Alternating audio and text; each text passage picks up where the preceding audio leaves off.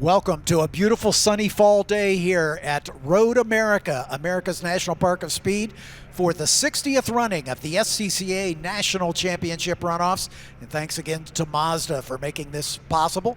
But the National Championship Runoffs are presented by Sunoco this season, and we thank Sunoco for their ongoing sponsorship of this event. And again, Mazda makes the broadcast possible, and we thank them as well. A beautiful day here. Cool temperatures, only 59 degrees at the moment here at Road America in the Kettle Moraine area of Wisconsin. A beautiful racetrack, 4 miles long, 14 turns. It's a great one. My name's John Phippen, so glad to have you with us. Alongside me, Larry Lefty McLeod, His Eminence, the 2022 solo driver of eminence and now a 6-time solo champion. And let's head down to the third member of our broadcast team, and of course, that's Hayward Wagner. Hey, Hayward. Good morning, gentlemen. The sun is starting to break clear. We had a little bit of rain last night. The surface was pretty chilly this morning, but this is probably going to be our first race that we really see cars running on the same type of conditions that they qualified on. That's going to be important because you have two very different types of cars at the front of this field. Your pole sitter, Andrew Alcalante, and his teammate, James Candelaria, are both running more of a traditional SCCA touring car build. These cars are on DOT tires, the Hoosier A compound on both cars. But the cars right behind them, Tony Ave and Mark Bowden, these are international road racing, pro racing spec cars. They're allowed a couple of different modifications that aren't typically allowed in this category for a normal touring build. But what's interesting and important about those cars is they have to run to the pro racing spec. That means they're running on the Pirelli P0 tire, which is quite a bit harder than the Hoosiers that the guys up front are running. They're hoping this race goes green to checker and they can really bring those tires in and try to run down these two Phoenix cars up at the front.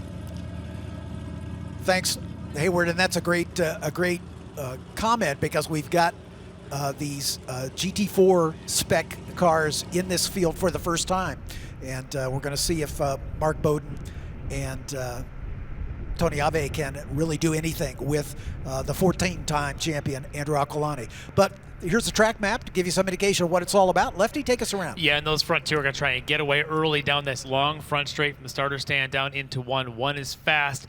Two is kind of basically a kink and a crest as they go into the Arians Bridge there. They'll head down into three. Important to get a good exit there down the long back straight. And then you get to the twisty part of the track. Turn 5, probably the slowest, tightest corner on the track. Turn 6, an off camber, bit of a left-hander. Down the hill to the hurry down, 7 into 8, carousel. And then, of course, the famous kink. Around the kink, all the way down into Canada, where it's probably still shadowy on the track down there. Could be a little bit different than you see in the front straight. Coming out of Canada, though, it's the run up around the bend at Bill Mitchell, and then finally into turn 14, back up the front straight. It's a serious uphill front straight here at Road America. Indeed, really a big advantage on horsepower for that run out of turn 14 up to the top of the hill, but it also creates some fantastic finishes. Before we get this race underway, let's take just a moment to thank some of the folks that make this broadcast possible.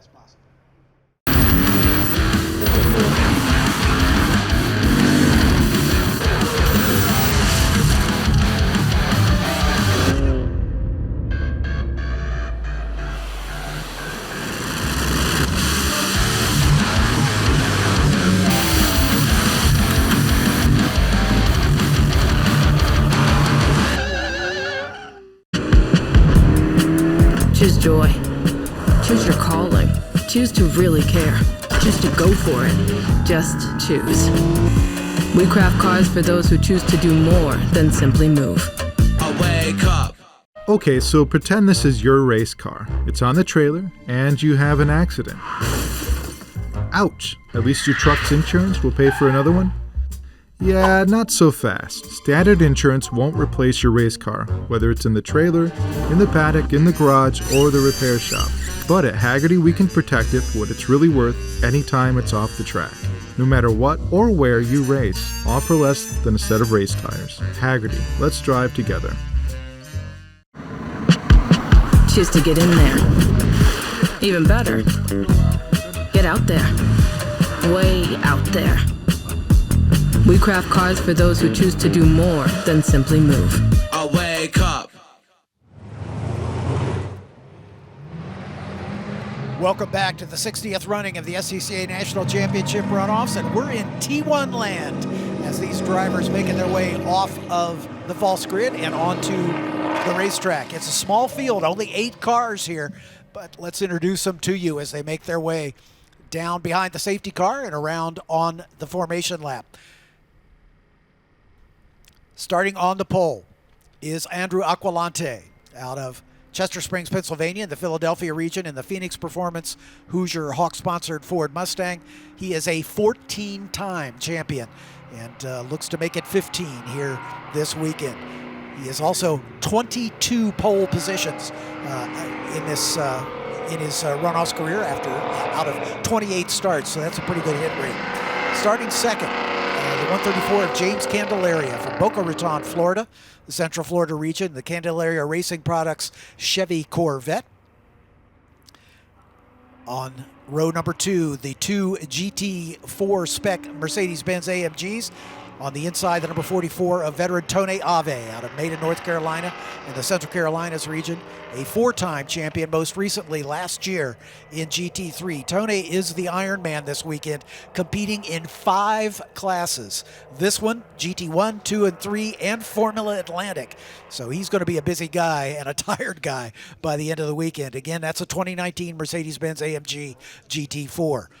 Alongside him is another veteran campaigner, Mark Bowden, in his 41st start, also doing double duty this weekend, as he's also competing in T2. He is a 4-time champion, most recently in 2020 here at Road America in Touring 2. Mark is also one of 2 drivers in the field eligible for the Super Sweep if he can finish on the top step of the podium. In row number 3 on the inside, another driver who is Super Sweep eligible, number 23 of Hugh Stewart out of Milford, Connecticut, and the New England region. He's sponsored by High Speed Motorsports and Hoosier in his 2003 BMW E46 M3. In row number 3 is the number 42 Apollo Salvatore out of San Antonio, Texas, and the Houston region, UNM and Tory Racing. It's a 2017 Ford Mustang FP 350S. And finally, in row number 4, 2 rookies, drivers making their first runoff start. The 02 is David Marshall from Glen Beulah, Wisconsin, and the Milwaukee region. Marshall Masonry sponsoring his Ford Mustang GT. And on the outside of row 4, another rookie, the 06 of Ronald Lombardo from Tuxedo Park, New York, and the New England region. His is a 2013 Ford Mustang. You know, I misspoke in one of the earlier races, talking about one of the drivers who had a heart transplant, and it was James Candelaria. I apologize for making that mistake earlier on. James Candelaria out of Boca Raton, Florida, finishing on the podium a season ago and at VIR, and then about a month after that had a heart transplant and used as motivation an opportunity to get back into to the race car, and he put this car on the outside of the front row. So James Candelaria looking to complete his journey back to good health, and tip of the hat to him and all the good work he's doing to support UNOS, the people that support organ transplant people, and you know, it's a great job that he's done, and want to give him credit where credit is due. Lefty, it's not a small field, but it's a potent one. I think the big challenge that everybody has got, does anybody have anything for Andrew Aquilante? Yeah, Andrew is traditionally a very fast starter. When he qualifies, he generally does 1 lap. Maybe he comes back out for a second, and then he's in. He's super quick off the gate. We'll see if Candelaria and his new heart can have the pace there on the start to keep up with Andrew. But the story seems to be, no matter who I talk to, it's about those AMGs, Ave and Bowden, sitting on that second row. Everyone's kind of saying, what pace did they have in a long race, in a 13-lap race? Where will their tires be at the end, as opposed to the compound Hoosier, which essentially is an autocross compound, underneath Andrew and James on that front row. So expect to see the front 2 pull away. The other 2 may start to reel them in. And keep an eye on some of the other ones, like Hugh Stewart, a veteran in this field as well. Maybe make some noise here early in the start of this race. Exactly right. So we'll see how it shakes out as this compact field lined up nicely as they make their way into turn 14 behind the safety car. And we get ready for this 13-lap or 40-minute race, whichever comes first. Right about 50 miles around Road America. See, Andrew Aquilante A little tap on the brakes, making sure those pads are seated because he knows he's going to need them at the end of this straightaway. The two GT4 Mercedes AMGs right behind, filling up row 2. As we wait, and there is the green flag. And Andrew Aquilante gets a bit of a jump. James Candelaria in the Corvette. As they work their way down toward turn 1, Aquilante will take the lead. See both of the AMGs doing a little wiggling as they work their way through turn number 1. Hugh Stewart right there to pick up the pieces in that BMW as they head down the hill toward turn number 3. Yeah, Hugh's going to be on the more traditional Hoosier tire. He's definitely wanting to get around these two Pirelli-clad Mercedes here in the opening lap. Let those guys work on tire heat later. He would love to kind of keep the Phoenix guys up in front, both Andrew and James. He wants to keep them in his sights if he can. But look at this already. James kind of tucking underneath the back of the Mustang. Let's see if he actually tries anything. Tony Ave in the first of the two Mercedes. But right now, he's going to hang on to the lead. But look at Houston.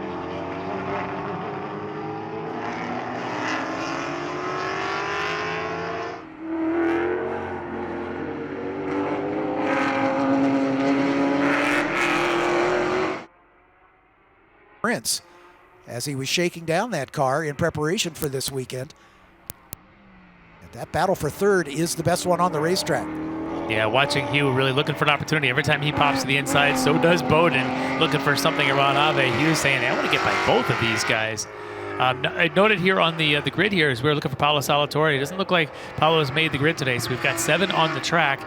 And but I'm looking at Ron Lombardo in that white Mustang. Started the field last. The car is actually prepped by Phoenix. Look, he's already made up 1 spot there, just now ahead of David Marshall. The King single file for the first time. This is the first day of runoffs competition. We had a little overnight rain here, so a couple damp spots. But this is the last part of the racetrack to dry because of the trees overhanging the run down toward Canada Corner. Still a little bit of slipping and sliding going on there for Bowden in the second of these two Mercedes. Hugh's got a good view of the back of them right now as they come down up into 14. And Hugh Stewart thinking about it, down to the inside. He's going to go side by side with Mark Bowden. Can't quite make that pass stick. Mark left that door open just a little bit. Hugh, a veteran, he looked at it, made the move. He waited for Bowden, and then he backed out a little bit. Obviously, Hugh not here to make contact, but certainly looking if Mark was going to leave it open for him. But look at that lead already for Andrew, which looks like coming out of the carousel, he was able to really lay it down to the kink, and that stretched his lead now over his teammate, buddy there, James. Just about 1 second and 2/10, and another 3 seconds back to this battle for third with Tony Ave, the Ironman, in front of this Mercedes intramural battle for the final step on the podium. Hugh Stewart in the BMW right behind him, and then the two Mustangs. Just as we were bragging on Ronald Lombardo, David Marshall got back around him. So Lombardo in the white Mustang, now back into 7th position as these two Mustangs, the last 2 cars running. But that front Mustang is quick. Andrew continues sector by sector, but Candelaria actually starting to reel him back in just a little bit on this lap. About a tenth or so quicker through the first sector as they come down into turn 5. So James not wanting to let Andrew get away. The closest battle, though, is between the two Mercedes right now as Tony Ave has got Mark Bowden all over it as they work their way through turn number 7. Right out to the edge of the track they come. This portion of the track they call Hurry Downs, down into turn 8, which of course leads under the Speedville Bridge and into the never-ending right-hander that is the carousel turn. You know, from the camera shots, you don't always see it, but when you walk out, you realize the elevation change from that Speedville Bridge all the way down to the exit as they go under the walking bridge on the exit division bridge. You can see there, that elevation change has got to be 100 feet down there, all the way around this thing. So it's almost like the world's longest helicoil, just sort of all the way around turn 8. You don't see it, but for something as a driver, if you were to walk out there, you realize that's why you'll see cars get a little squirrely coming down there as the pavement changes camber. Field beginning to spread out just a little bit. The close racing we saw in the first couple of laps begins to fade away a little bit as the field settles in. Again, as Hayward talked about on the grid walk down at the beginning, different tire combinations for these 3 cars in the shot here than the 2 out in front. So you would expect with those softer compound tires, the Hoosiers on the front 2, that, yeah, they're going to get away early, but they might fade a bit as the race wears on. And we'll see if the GT4 AMG Mercedes can preserve their tires a little better. Yeah, that longer run compound is definitely going to need to come in soon during qualifying. So the format for qualifying here at the runoffs is 3 different sessions, one on Tuesday, one on Wednesday, one on Thursday. And the drivers have 3 opportunities to get their fastest lap. With these guys, I noticed, especially Ave, his 8th lap of the session was actually his fastest, which tells me that tire takes a long time to come in, and then it's a good, solid compound tire there for fast laps deep in. So let's keep our eye on the pace of Ave and Bowden. Can they get to the pace of Aquilane? They're not in a position to force Andrew to drive his tires off. Andrew, a veteran as well, not going to waste his tires, but Ave and Bowden they really want to see heat in those things here around lap 3 or 4. Aquilane setting fast lap of the race again at 2:17.2. He qualified at a 2:16.5 on Tuesday, the first day of qualifying. As we get a good shot of the 06 of Ronald Lombardo in that white Ford Mustang. I had a chance to talk to Ron a little bit this week, and first-time runoffs competitor, had done some road racing years and years ago, and then like a lot of us, kids come along and you start doing what your kids want to do, and he's got a couple of daughters that do a lot of soccer.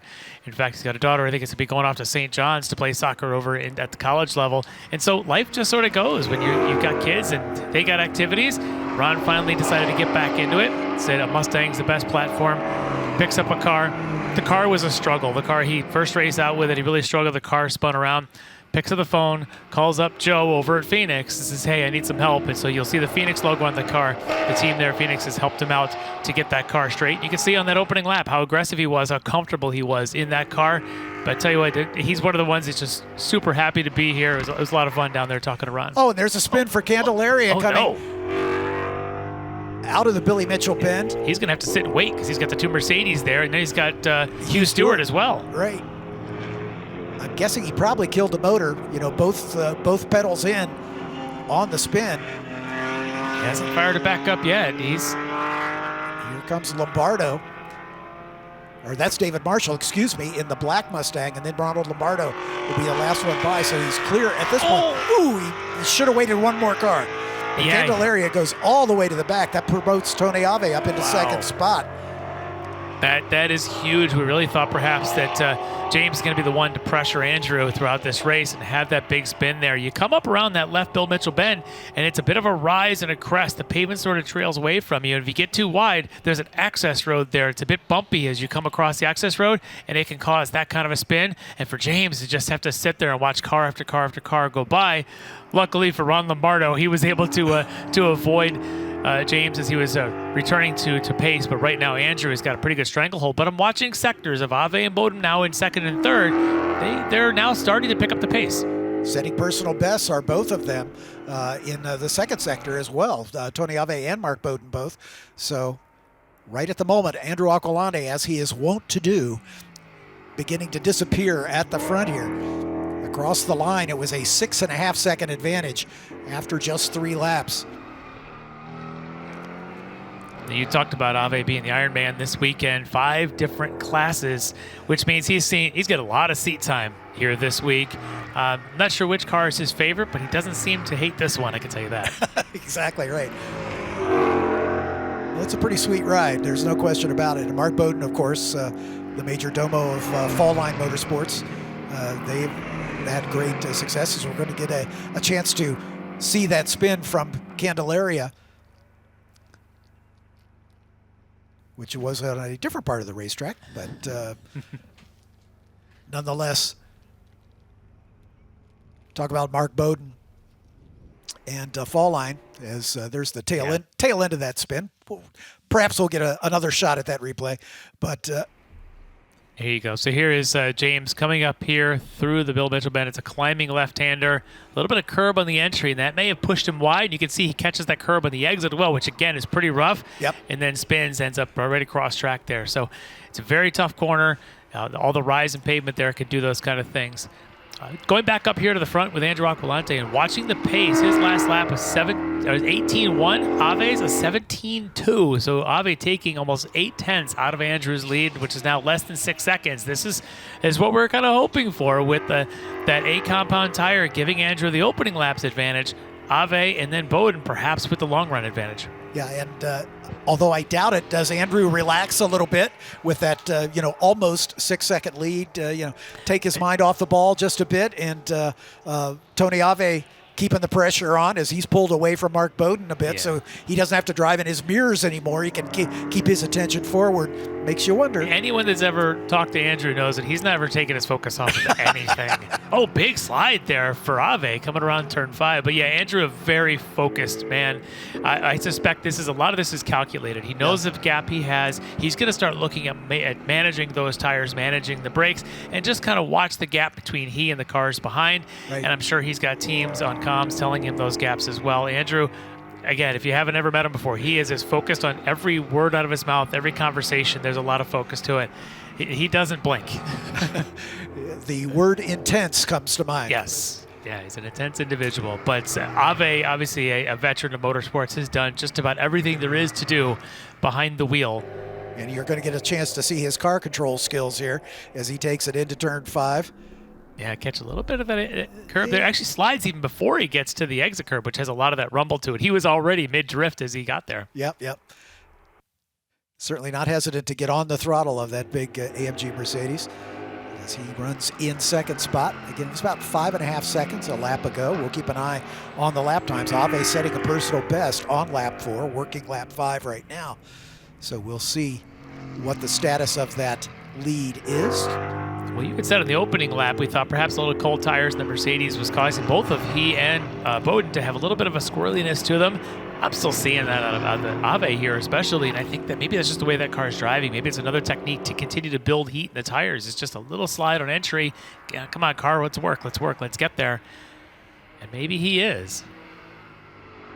Andrew Aquilani responds with a 2:17.6. Ave's lap with that little slide down at the bottom of the hill at a 2:17.8. So stretching the advantage again just a little bit. Mark Bowden in third in the 2:19. So 2:19.042. So he's almost 4.5 seconds behind Tony Ave in the same car. So Bowden, I'm sure, also in management mode here in the early stages as we're coming up on half distance, working race lap number 6 of the scheduled 13. Yeah, Bowden, another veteran in this field, 4 gold medals to his credit. He really will be managing that car a bit. I'm sure he's watching that gap to Tony out in front of him. He can still see Andrew out of the corner of his eye as he kind of peeks up around corners. So we'll keep an eye on Bowden, always around the podium whenever it comes to finishes here at the runoffs. Very much his home track here, of course. He's had great success here, as we mentioned, sweeping the weekend at the June Sprints, taking both wins that weekend, and picked by Sports Car to finish on the podium, and that's where he runs right now in that third spot. Yeah, he came into this week with 21 podiums. Does Mark Bowden have coming into this week? That's an impressive resume to come in, always being around the podium, along with the 4 of those gold medals. Here, more than 40 runoff starts for Mark Bowden. As you say, kind of home track. I think his home is actually at Audubon there at just outside Chicago, but being down Chicago region, he's, I'm sure, up here many, many times of the year. James Candelaria now, after his spin, closing in on the back of our 5th place runner. That's the 02 of David Marshall. As Ronald Lombardo has already been passed by Candelaria, so Candelaria going to try to work his way back toward the front here after his little miscue that we saw.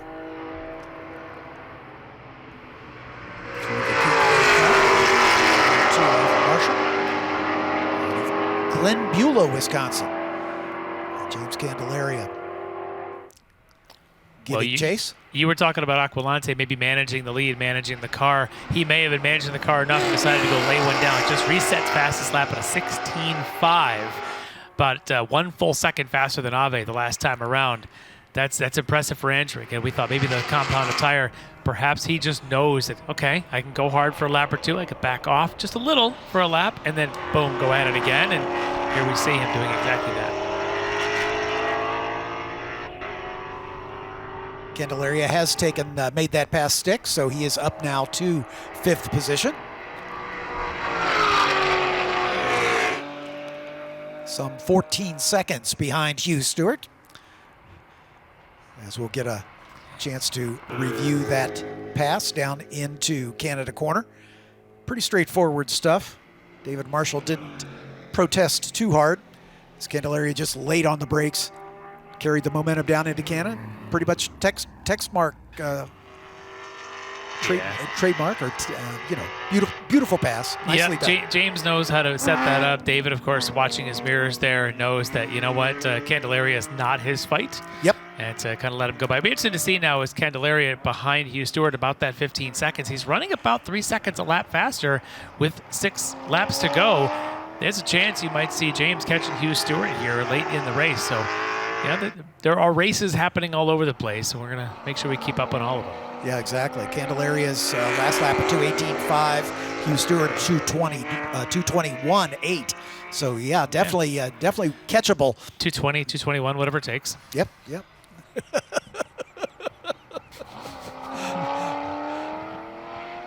As we follow Candelaria, there's Hugh Stewart in the BMW. You can see a little bit of elevation change as they come out of carousel down towards the kink. And look at you can see how deep into the trees this is. It's like this little canyon down to the trees at the lowest point of the circuit here.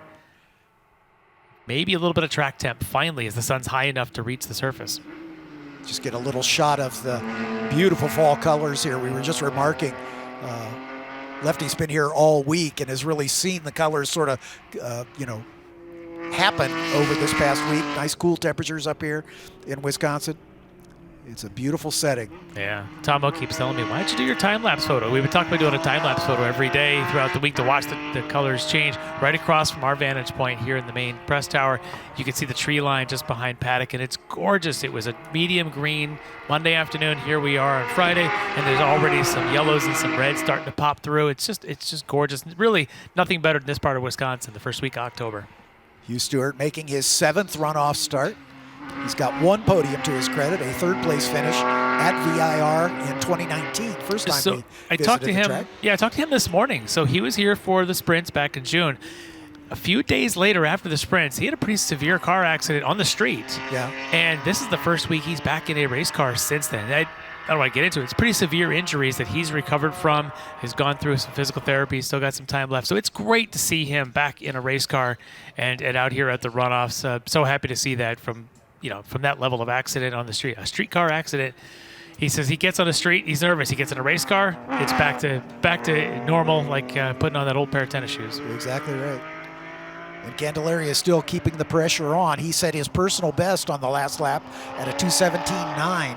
And yeah, he is significantly faster. Hugh Stewart was at a 2:22 and some change. So he's got that gap down to about 10 seconds. Yeah. And with half the race still to go, he'll easily catch him, I think. He can, for sure, yeah. So a 4th place is definitely in the cards for James Candelaria.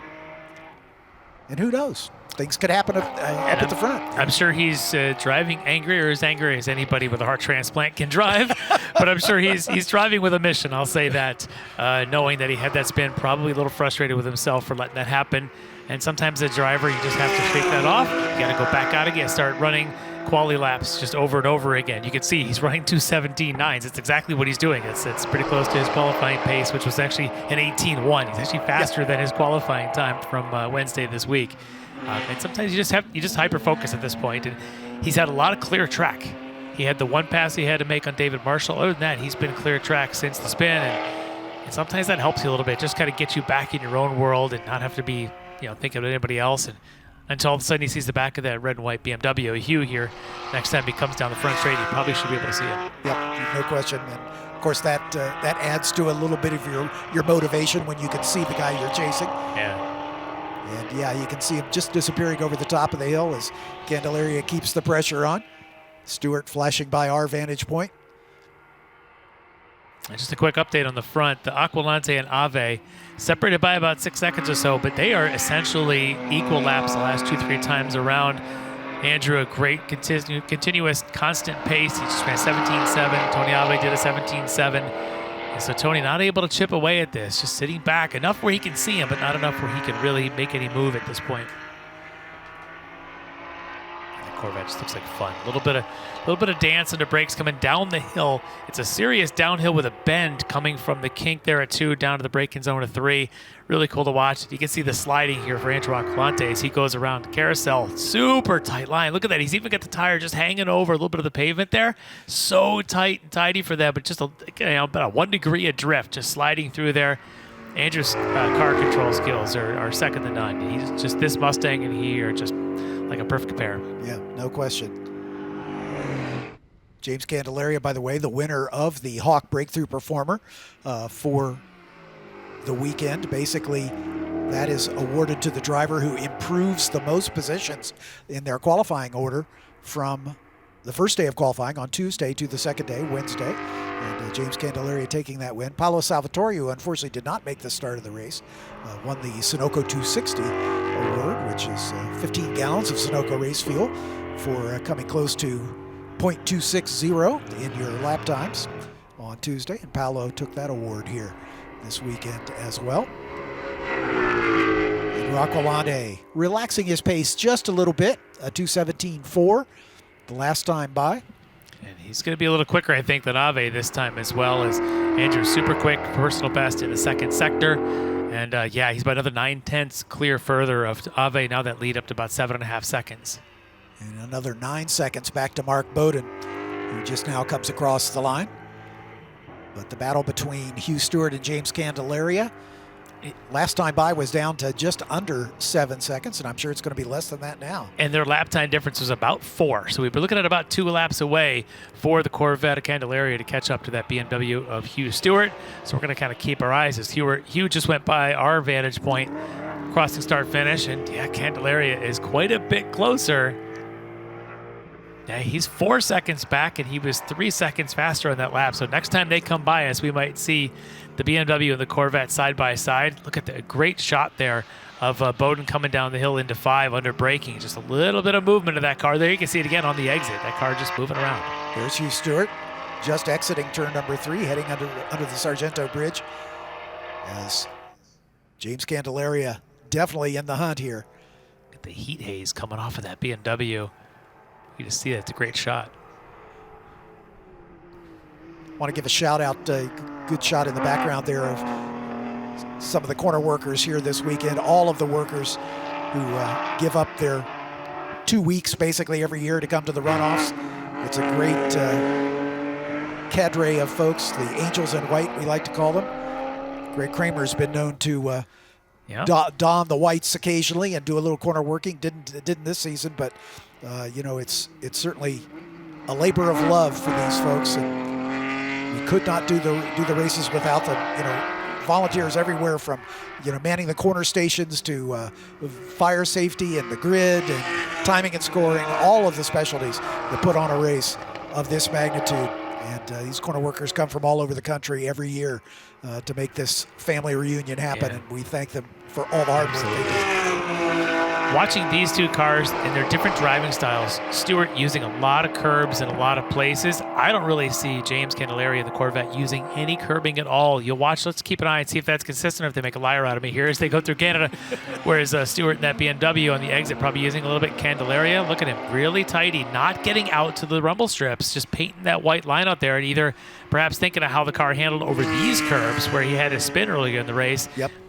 Really trying to avoid any sort of rumbling. But look at that now, as they're going to be about 1 second apart coming off of turn 14 down the long front straightaway with 2 laps to go.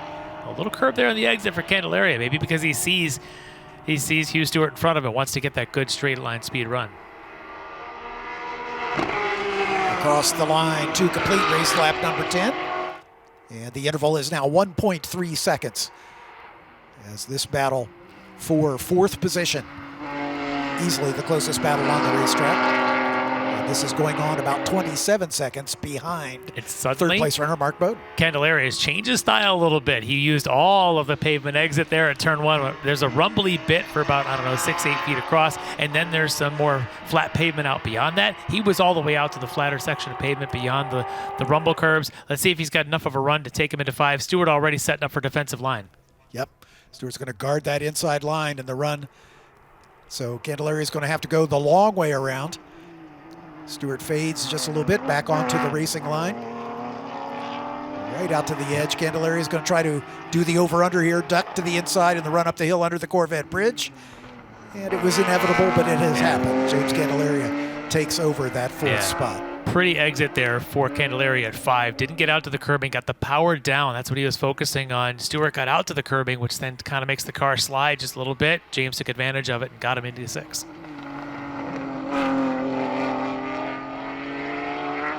at Hugh going all the way out there, trying to open up those arcs on that BMW to try and get a little bit of a run. Little different lines here going down through the carousel as well. Get a chance to look at this pass once again. Candelaria just stays in line there, gets a good exit. You see a little bit of slide for Stewart out there. He got out to those rumble curves. There's kind of strips of pavement with little grooves between them, and all of a sudden the car starts to slide. You have to lift. You can't get the power down. Great opportunity for the Corvette. Right. And full props to Hugh Stewart. He didn't fight that. Sure. I think he knew that it was going to be tough to keep him behind, but and he's been around. He knows when the do other guy's got the advantage and to race for the next corner if you can. Yeah. This is Candelaria's 6th runoffs, Hugh's 7th. So they've both been here before. As they roll it through turn 14 and begin to climb up the hill. Yeah. Hugh's doing his best to hang on to that 5th position. Yeah, I suspect the Corvette's got pretty good straight line speed. You can see it there as he's pulling away from that BMW. He was thinking, man, if I could just get some draft off of the back of that, I'd be all right. 2 laps to go, a little less, as Andrew Aquilante working race lap number 12. And I think Ave may have gone into more of management mode here at this stage of the race. His last lap at 2:20. Aquilante continues to run 17s around here like clockwork.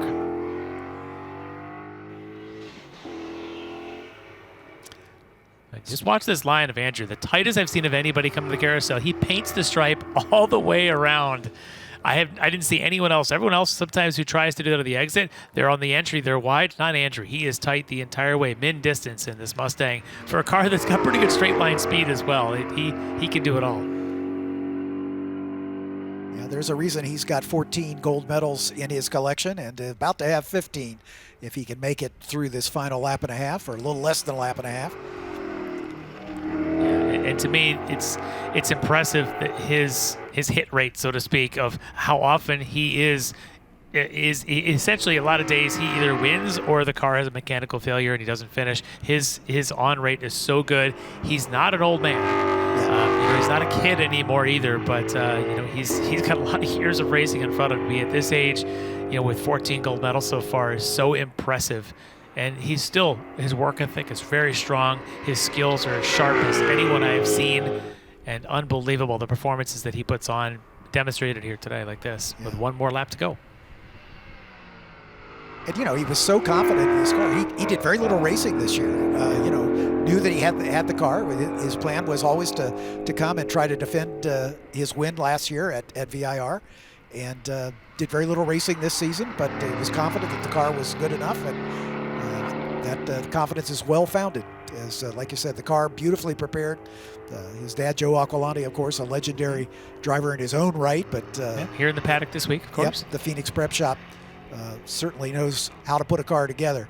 But let's take nothing away from our second and third place runners, Tony Ave and Mark Bowden, in the GT4 Mercedes, making its first appearance in this class this weekend. Not this weekend, but this year, this season. Yeah, and it's been really neat to watch. It's certainly from a strategy and execution point of view, it made this super interesting to watch Ave and Bowden, those veterans in those GT4 AMGs. How do they compare? And Andrew right now clearly is the class of the field in just about any race he enters. But Ave and Bowden, a lot of experience. Look at the hang in the back out there for Andrew. He's having a little fun now. A little cowboy into that Mustang. Now he's going to drive the tires off of it. It's only about 2 miles left to the finish stripes, and don't need to leave anything left. Yeah, put on a little show, I think, right now. Andrew's got a 12-second lead on his way to his 15th national championship. Let me tell you, he's got personal best in the first 2 sectors on this lap with 156 miles an hour in the trap speed. Also his best, the best of the race. He is moving right now. Andrew's trying to reset his fastest lap of the race, which was a 16.5. He's trying to go quicker. Do we have the lap records in front of us? I don't. I don't either. We're going to have to find that because he may be thinking it's within reach.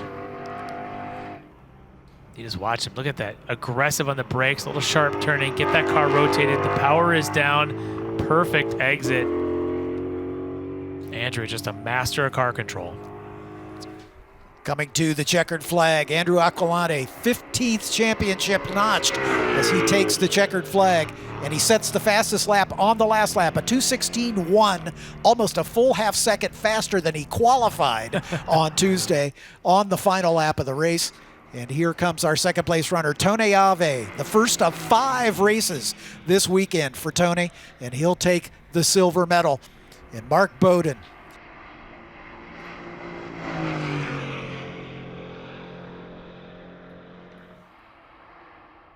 his 22nd podium finish in runoffs competition. Just amazing. And for James Candelaria here, really a great drive except for one corner for him. Exactly. But I tell you what, I'm just so happy to see James out here. He looks great. I know he's happy to be here as well. It's a great story for James. I believe there was an article linked up on SCCA.com this week about James and what he's gone through. A 4th place has got to feel for him like a win. Exactly right. So congratulations to him and a great recovery drive. And Hugh Stewart gamely hanging in there for a 5th place finish. David Marshall should be next in the order in the black Ford Mustang, the 02. Wisconsin native making his first runoff start. And he's going to get a top 6 finish out of that. These Mustangs sound so good around here. Don't they? Yeah, it makes a great noise as it climbs the hill. And making it official. And finally, we should have Ronald Lombardo. There he is, just now coming into Canada Corner in the white Ford Mustang out of Tuxedo Park, New York. Ronald again making his first runoff start. And that Phoenix prepared Mustang. So bookending the field here with Phoenix Mustangs at the front and bringing up the last car running. And again, Paulo Salvatore, the 8th car eligible for this one, but unfortunately not able to take the start for whatever reason. And across the line comes Ronald Lombardo. But there's the man of the hour, Andrew Aquilante, putting on another clinic for the rest of this field. Yeah, he really has. He just from the green flag drops, and you watch how he manages that race. And maybe he wanted to make a point there at the end to, some of maybe us broadcasters that say, oh, maybe those 8 compound tires will go away. Andrew's proving on the last lap they have it. He goes and resets fastest sectors the entire track, and then resets course fastest lap to go with that at a 2:16.1.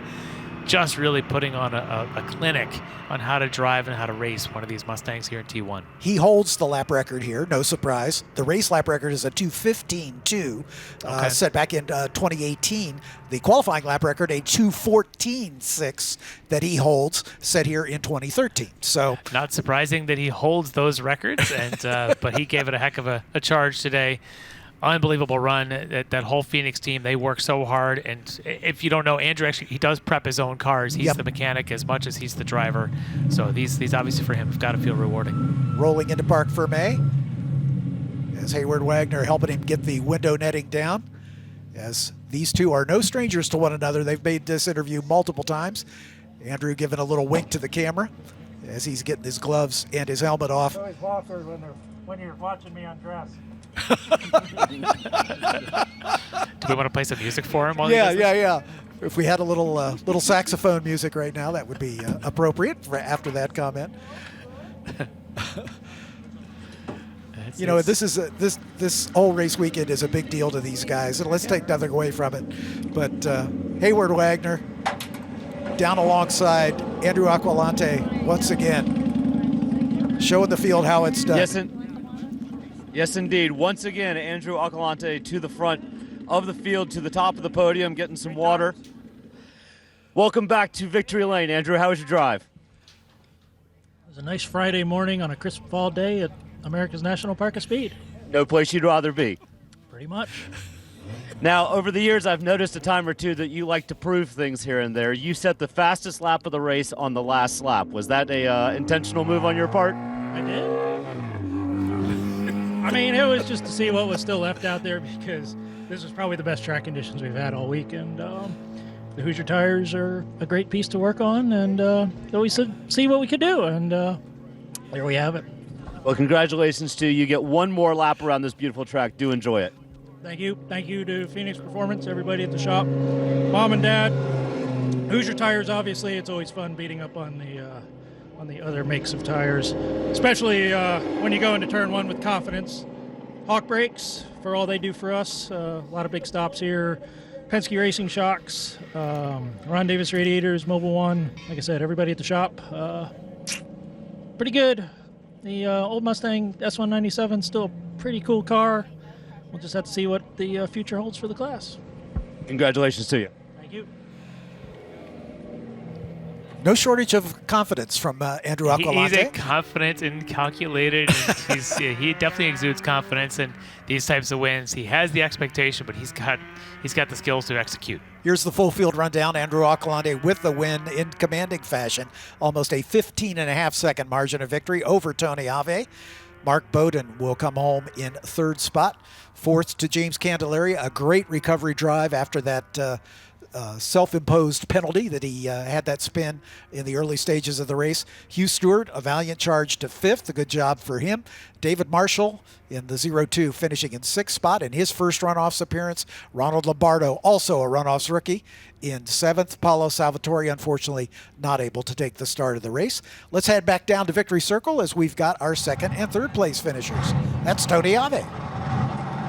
Tony, the first of 5 is a podium finish for you. How's this feel? Oh, good. I'm not all that proficient in these things yet, but, Andrew's super good at it, and the cars they build are really good for the class, so I give it my best shot, but about halfway through I started to get pretty loose and almost put it off the road twice. So George Stikos, the car owner's home watching. I figured I better keep it on the road, and second was good enough. Well, congratulations on the bronze. Another runoffs Ironman. Marco in running 2 races this year. How was this race for you? It was pretty good.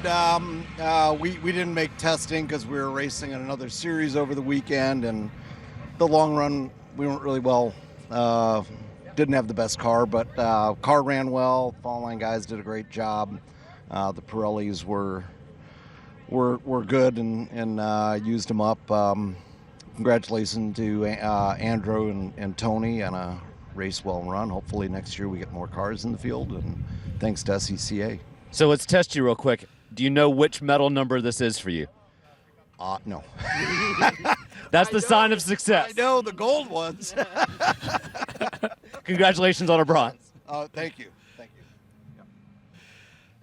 The answer to that question would be 22. Yeah. And that's a bunch. That is a full shelf of medals, I tell you that. He's had a lot of success. Here's a chance for the highlights, such as they are, as Andrew Aquilante got a good run to the green flag, and then this was the highest drama in the race, as James Candelaria, running a strong second spot, just caught a little too much curb and looped it. And a great recovery drive, and this is where he retakes his fourth place and final spot, passing Hugh Stewart in the closing stages, but nobody had anything for Andrew Aquilante, who made a point of saying, I just wanted to see if I had anything left on the final lap, setting the fast lap of the race quicker than he qualified the car. Andrew Aquilante really not challenged in this one, as he notches his 15th gold medal and his 20th medal overall in 28 tries. That's a pretty good strike rate. That is absolutely, and he's just a master in this Mustang and at this track, at any track. It's really hard for anybody to beat Andrew Aquilante. Thanks for being with us. Thanks again to Mazda for making this broadcast possible, and the 60th running of the SCCA National Championship Runoffs, presented by Sunoco here at America's National Park of Speed, beautiful Elkhart Lakes Road, America. We're going to break for lunch for those of you here at the racetrack, but those of you watching on the stream, don't go away, as inside the SCCA halftime show with Brian Belansky and Greg Ginsberg coming up next, and we'll be back with the afternoon card of racing on this first day of the SCCA Runoffs here at Road America. We'll see you down the road.